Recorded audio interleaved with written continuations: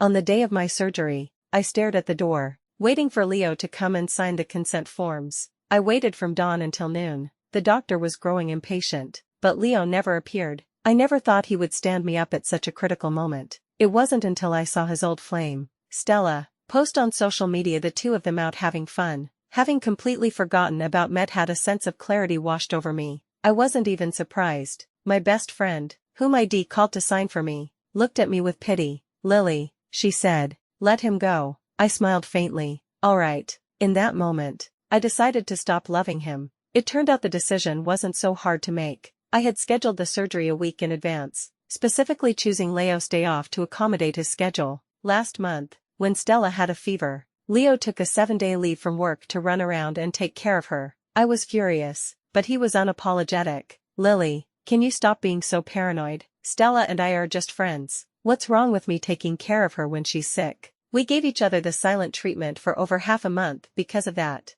A week ago, I had an acute gallbladder attack, and the doctor recommended surgery. Leo took the initiative to ask when the surgery was scheduled. I knew he was trying to use this as an opportunity to reconcile. In the past, after every fight, I was always the one to break the silence. This time, I had refused to back down, so I was surprised when he reached out first. Honestly, I thought he still had feelings for me, that it was just his stubborn pride that had caused our previous standoffs. I was touched by his gesture, so I purposely set the surgery for his day off. But yesterday, when I checked into the hospital, he said he had to work overtime but would be there first thing in the morning to sign the papers. So I waited, and I waited, until the doctor's patience wore thin. I had no choice but to call my colleague and best friend to sign for me. She couldn't bear to look at my pathetic state. As I reflected on my relationship with Leo, I realized he had always held all the power. He blew hot and cold, keeping me at a distance one moment and pulling me close the next. His moods dictated my own happiness. I felt as if I had lost myself long ago, but I always thought of it as my sacrifice, a testament to the depth of my love for him. In the end, I was the only one who was moved. Leo had always treated my devotion with disdain. This relationship, from start to finish, had been defined by my own pathetic humility. My friend looked at me and hesitated. "Lily, give up on him." I was looking at Stella's latest post. She had shared a photo of a man cooking for her in a kitchen. That silhouette belonged to my fiancé, Leo. At that moment, I felt an unusual sense of calm. I smiled at my friend. All right. I stayed in the hospital for 3 days. Leo never showed up. Unlike before, I didn't bombard him with calls demanding to know what he was doing. I didn't even feel sad. I knew it was because I had truly fallen out of love. After being discharged, I took a shower and went straight to bed. In the middle of the night, I heard the door open. It was Leo. The old me would have jumped up and started a massive fight, demanding to know if he cared about me at all. But now, all I wanted was to sleep. Leo seemed surprised to find me home but still in bed. He sat on the edge of the mattress and gently nudged me. "Lily, are you asleep?" His voice was laced with exhaustion. But what did that have to do with me? I kept my eyes closed, and he waited patiently. His patience with me usually lasted about 30 minutes. Sure enough, 20 minutes later, he slammed the door and left, without the discomfort of someone watching me. I quickly fell into a deep sleep and didn't wake up until noon the next day. I got up, washed my face, and went to the kitchen to make myself a bowl of plain porridge. Even though it was a minor surgery, the incision still ached. As I was eating, Leo returned. He stared at me with a dark expression. I smiled back at him. I found it truly bizarre. I was the one who was sick. He was the one who stood me up. So why was he looking at me like that? Was he upset that I wasn't fighting with him? Please, even fighting takes energy. As a patient who just had surgery, I didn't have the strength to argue. His face was grim as he asked,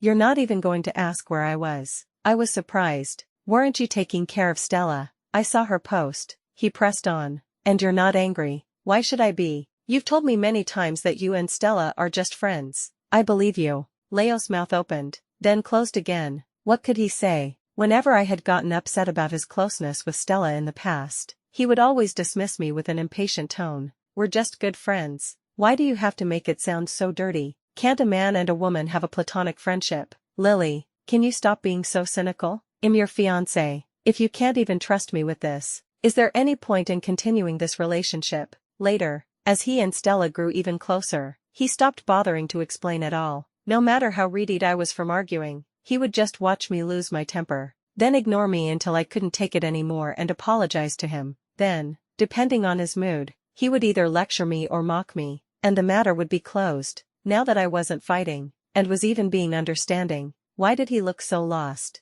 Shouldn't he be happy? I finally understood. I had let go. Thinking back on how consumed with jealousy I used to be, I must have been quite a sight. No wonder he always looked at me with such contempt. In hindsight, I despise that version of myself too. Seeing that Leo had nothing to say, I went back to my porridge. He went into the kitchen, then came out and looked at me. You only made enough for yourself. I nodded honestly. He seemed annoyed. What about me? I was baffled. I didn't know you were coming back. You can make something for yourself. I just had surgery. I don't have the energy to cook for you. He was about to complain, but the mention of my surgery shut him up. He made himself a bowl of noodles and sat down across from me. As he sat, a wave of annoyance washed over me. I quickly finished my porridge and stood up to leave. Leo finally snapped. He slammed his chopsticks on the table and yelled, "Lily, what is your problem?" The moment I sit down, you leave. I held up my empty bowl. I'm finished, and I can't sit for long periods. I imagine the look I gave him then was the same one he used to give me, full of impatience and disdain. Knowing he was in the wrong, Leo insisted on taking the day off to stay home with me. I used the excuse of needing to rest after surgery and stayed in the bedroom all day, not even bothering to get up for the meals he specially cooked for me. That evening, Leo took a call and then came to my bedroom door. He called out tentatively, "Lily, Lily." I pretended to be asleep. He spoke to the empty room. "Lily, I have to go out for a bit. Something came up with Stella. I remade some of your favorite dishes for dinner. They're on the table. Remember to eat." Then, he rushed out again. Not long after, Stella posted a picture of the 4 dishes and a soup Leo had brought her. The caption read, "Thanks to my best guy friend for bringing me dinner from so far away and staying to eat with me." I could vaguely make out a man sitting across from her. The watch on his wrist was a gift from me. I felt nothing. I got up, threw out the food Leo had made, and ordered takeout. He came back in the middle of the night again. Seeing the food in the trash, he exploded, "Lily, I worked so hard to cook for you,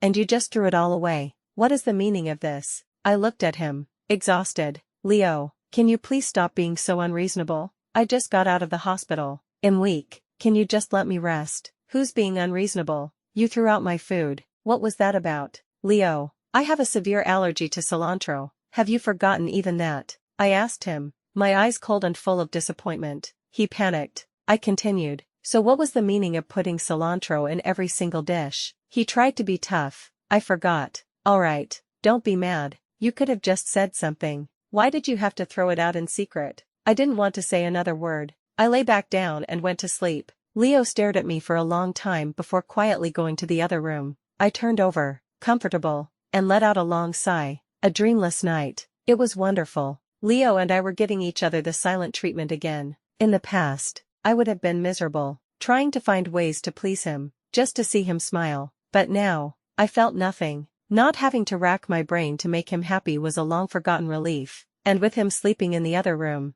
I felt an incredible sense of freedom. I no longer woke up early to make him breakfast or did his laundry every day. I could sleep in for an extra hour, which brought me immense satisfaction. After returning to work, my mind was no longer consumed with thoughts of him. I didn't agonize when he didn't reply to my texts within 10 minutes, and I didn't pick fights when he went out with his friends. My work efficiency improved dramatically, and my daily routine became much more stable. I was starting to like this feeling. Today, Leo messaged me, asking me to accompany him to a party. In the past, I would have eagerly paid for everything, just to hear his friends say what a considerate girlfriend I was. But now, haha, I was done being considerate. I replied that I was working overtime and couldn't make it. Then I checked into a hotel for the night. When I woke up the next morning, I saw over 30 missed calls from him and countless messages. "Lily, what's your problem? How can you be working this late? Lily, what is going on? Just say something." In the past, one call from him and I would have dropped everything to be by his side. But now, I decided it was time to focus on myself. I replied,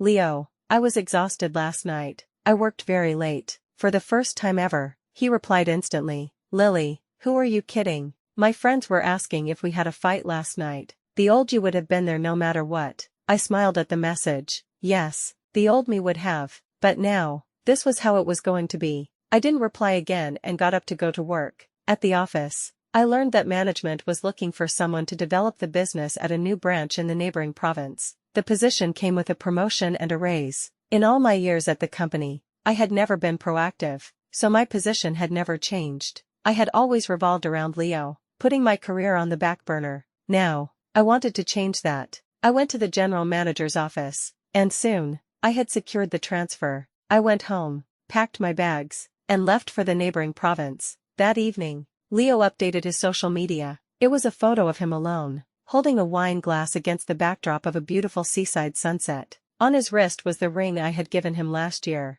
I calmly scrolled past it without reacting. I knew him too well. This was his way of signaling for a truce. It was an olive branch, but I had no intention of accepting it. Stella quickly liked his post and commented, "Let's have a drink together," perhaps seeing my lack of response. Leo replied to her instantly, "Sure." I pretended not to see it and continued scrolling, liking and commenting on other friends' posts. A little while later, my phone rang. It was Leo. "Lily, come home early after work. Let's have dinner together. Or, you can come find me, and we can go grocery shopping and cook at home." These were all lines I used to say. I was direct. "I can't. I'm on a business trip in the neighboring province. I might be here for at least a month." There was a long silence on his end. "Why didn't you tell me you were leaving?" "I forgot," I replied. "Is there anything else? If not, I'm hanging up." He asked which hotel I was staying at, and I sent him the location. He said he would come find me after work. I refused several times, but he ignored me and hung up. Around 10 that night, he messaged that he had arrived. I gave him my room number, and he came up. When I opened the door, he wasn't alone. Stella was standing beside him. My expression didn't change as I gave him a small smile. Leo looked awkward. "Lily, Stella was worried about me traveling alone at night. She had nothing to do, so she came along to see you." I nodded to show I understood. Stella tilted her head and smiled. "See, I told you Lily wouldn't mind me coming with you. She's not the jealous type. Besides, we're just buddies, right?" Leo stared at my face, watching my reaction. I knew he wasn't worried about me. He was worried I would lose my temper and embarrass Stella. The old me would have thrown a fit, but now, I wouldn't. I remembered that, technically, I was still his girlfriend. We hadn't broken up yet, so I smiled at Stella and said, "You're right. I'm not jealous. I'm happy you two are such good friends." Leo looked at me with suspicion, but also with relief. A fight in a hotel wouldn't look good for any of us, but Stella, with a disbelieving arch of her eyebrow, continued to stir the pot. "Leo, see, Lily is fine. We both have work tomorrow. Shouldn't we head back?" Leo hesitated. Stella reminded him, "The clients visiting tomorrow are crucial. We both need to be there." At that, Leo looked at me apologetically. He tried to hug me, but I dodged him. He told me to come home soon, then turned and left with Stella. I didn't see them out. I just closed the door. I missed the way he turned back to look at my door after he heard it close, his eyes full of confusion. He asked Stella, "Don't you think Lily is acting strange?" Stella's eyes flickered. "No, why? She always used to walk me downstairs," he said. "She's probably just tired." Stella interrupted with a smile. "Don't be so sensitive. Goodness, she probably hasn't been taking good care of you. Only insecure people are that sensitive." With that, she pulled him away. I immersed myself in my work. My efficiency skyrocketed. I no longer replied to Leo's messages instantly, only sending a few simple replies each evening. When he asked, my reason was always the same: "I'm busy." The month-long trip ended quickly. When I returned to the head office, I was promoted to supervisor. It was my first promotion since I started.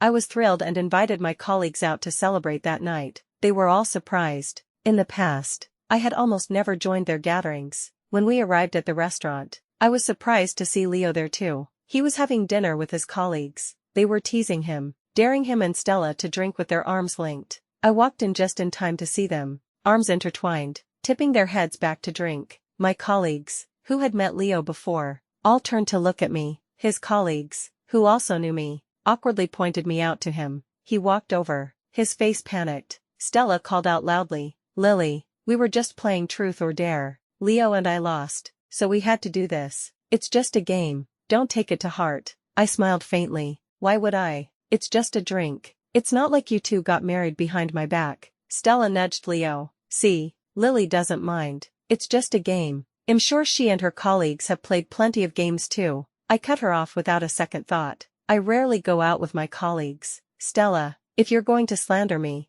at least do your research. Besides, my colleagues and I would never do something so inappropriate." We have professional boundaries. Stella snapped. What's that supposed to mean? If you mind, just say so. What's with the passive-aggressive jabs? I smiled. Why so angry? I said I don't mind. And I mean it. You're just drinking together. It's not like you're getting married. And even if you were, I wouldn't mind. I'd just wish you a long and happy life. With that, I gestured for my colleagues to follow me to our private room. Leo tried to grab me, but I stopped him before he could. Leo, we're in public. A scene won't look good for either of us. Are you sure you want to do this here? He froze. Stella was still chattering away. Leo snapped at her. Shut up. She looked at him, stunned. Leo, how could you yell at me in front of all these people? No, you need to apologize. If you don't, I'm never speaking to you again. Leo, we've been friends for so many years. Can't we even joke around? Besides, this isn't the first time.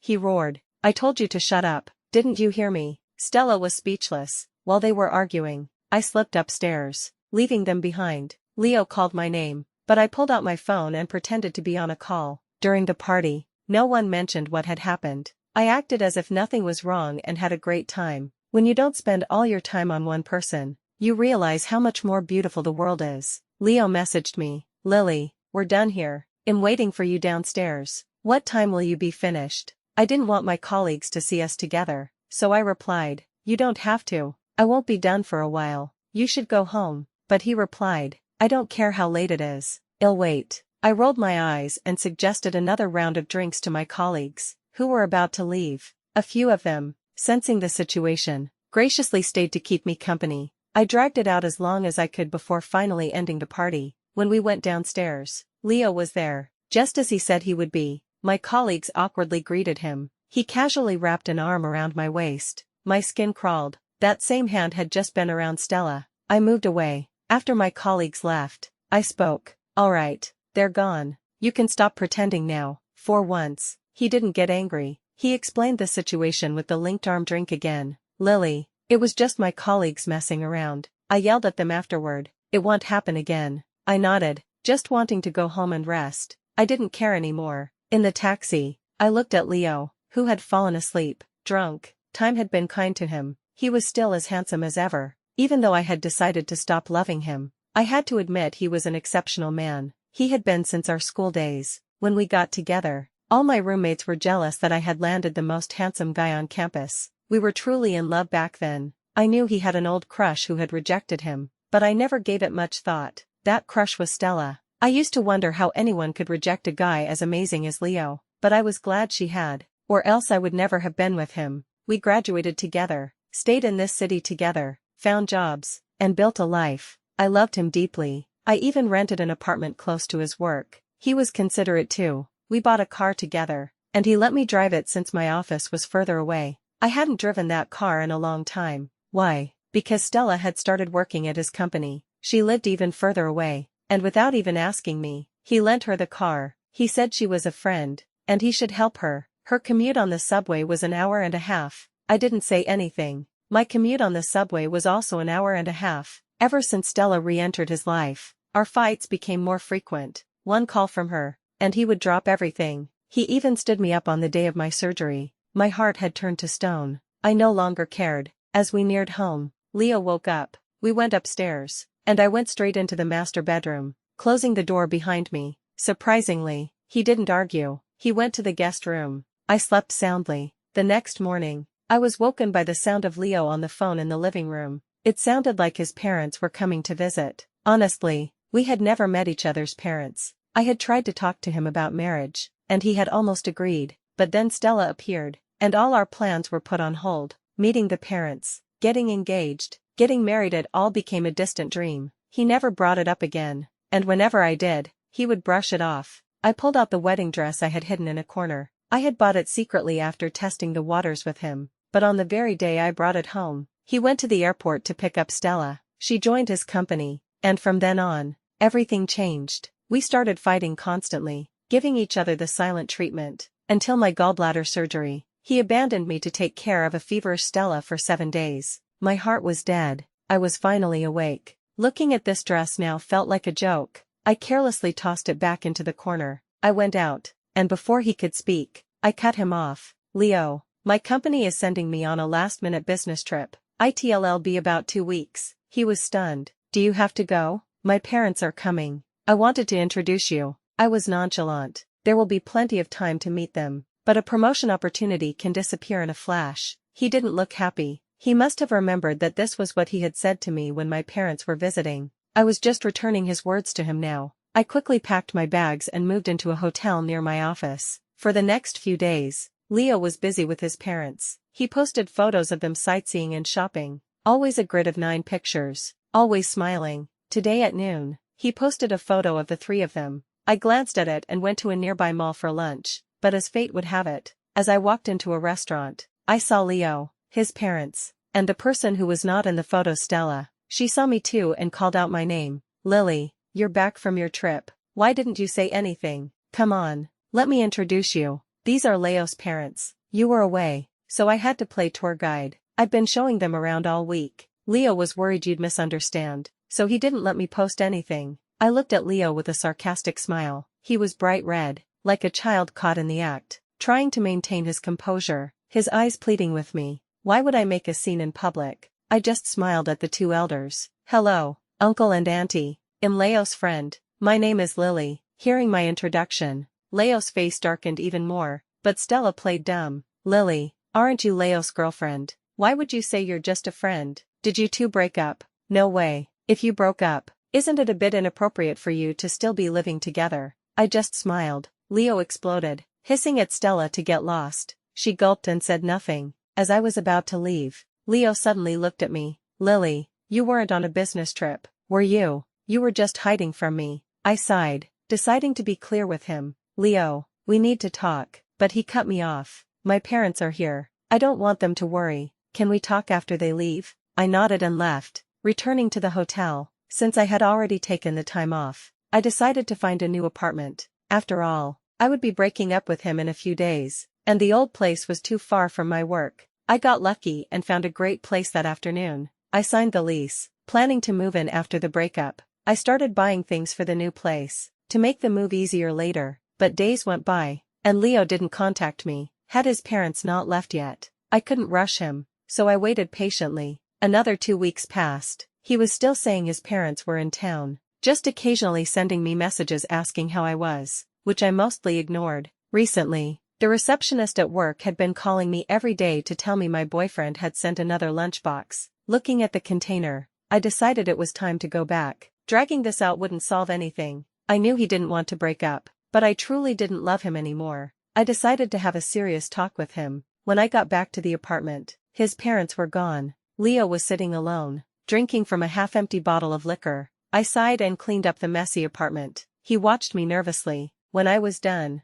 I sat down across from him. Leo, we need to talk. He suddenly looked panicked. He stopped me before I could continue, saying he wasn't feeling well and needed to go buy some medicine. He said we would talk when he got back. I nodded. I waited and waited, but he never returned. Instead, I got a call from Stella. She said Leo was at the hospital and I should go immediately. When I arrived, she was in the middle of a tirade against me. Lily is such a piece of work. You broke your leg, and she didn't even know. You were gone for so long, and she didn't even call to check on you. Does she even care about you? Leo was just staring blankly from his hospital bed. I walked in, and his face lit up with a mixture of joy and gratitude. Lily, you're here. Stella continued to berate me for not taking care of him. I nodded. You're right. I'm not a good caretaker, so I'll leave him in your capable hands for the next few days. With that, I turned to leave, but Leo called out, Lily, can't you stay and keep me company? I turned back. I may not be able to stay, but at least I came, didn't I? I asked the doctor. You have a dislocation, not a fracture. You don't need surgery, or even to be admitted. You don't need anyone to sign for you. If you're really worried, you can stay for observation for a couple of days. Leo, we really do need to talk. He shook his head, refusing to listen. Can we talk after I'm discharged? I sighed and agreed. In that case, I'll start moving my things out over the next couple of days. I've already found a new place. His eyes pleaded with me. Do we have to do this? Stella yelled from the side. Lily, are you even human? Leo is injured, and you're still throwing a tantrum. I ignored her and left. He should know that when I was in the hospital, waiting for his signature, he could ignore me without a second thought. The fact that I came to see him at all was more than he deserved. The next day, Leo was discharged. When I got to his place, he had cooked a full meal. He invited me to eat with him, and I didn't refuse. I sat at the table but didn't pick up my chopsticks. Leo, let's break up. The hand holding his chopsticks froze. His eyes flickered.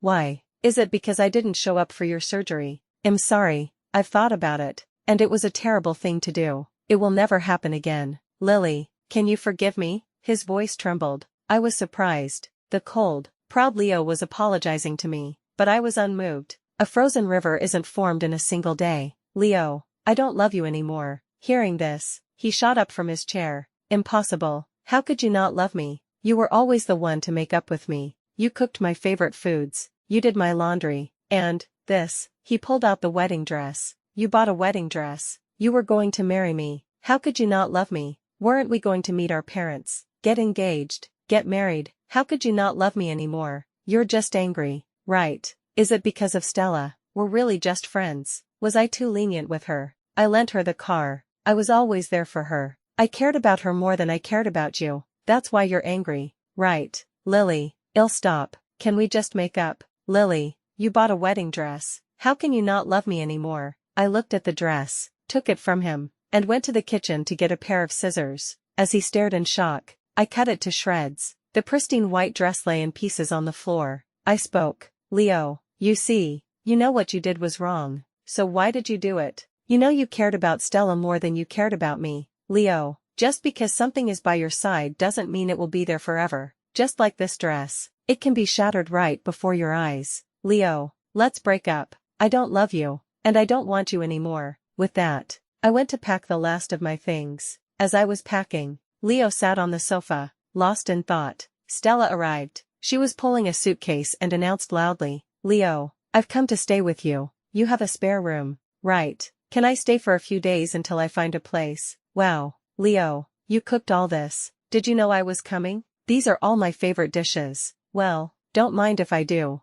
Before he could react, she had picked up her chopsticks and started eating. Leo shot up, knocking the chopsticks from her hand. He seemed to have lost control, his voice hysterical. Who said you could eat that? Who gave you permission? Stella was dumbfounded. Leo, we're old friends. What's the big deal if I have a bite? He pointed to the door and roared. Who told you to come here? Get out. Get out now. She was confused. Leo, what's wrong? You're acting so strange. It makes me worry about leaving you. I had finished packing and came out with my suitcase. The moment she saw me, Stella switched on her faux innocent act. Lily, did you make Leo angry again? Look at the state he's in. Why don't you apologize to him? Do you even know how to be a girlfriend? I can't imagine what he's been through all these years. How much he's had to put up with from you. I just smiled, completely unbothered. You're right, he's suffered, but from today, his suffering is over. Goodbye, Leo. By the way, I really can't eat this food. I have a severe allergy to cilantro,